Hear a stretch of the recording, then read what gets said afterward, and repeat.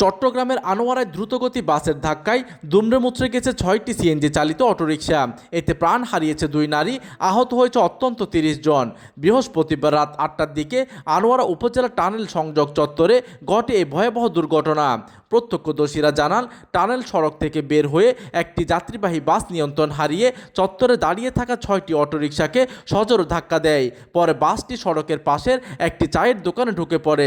এতে ঘটনাস্থলে মৃত্যু হয় বারখাইন ইউনিয়নের ঝিউরি এলাকার পলিদত্ত ও ইফাশিলের। খবর পেয়ে স্থানীয়রা দ্রুত আহতদের উদ্ধার করে আনোয়ারা উপজেলা স্বাস্থ্য কমপ্লেক্সে নিয়ে যান।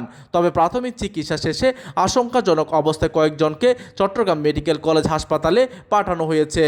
দুর্ঘটনা খবর নিশ্চিত করে আনোয়ারা থানা পুলিশ জানিয়েছে, পুরো ঘটনা তদন্ত চলছে। প্রতিনিধির তথ্য ও পাঠানো চিত্রে ডেস্ক নিউজ, দিগন্তের বার্তা 24, চট্টগ্রাম।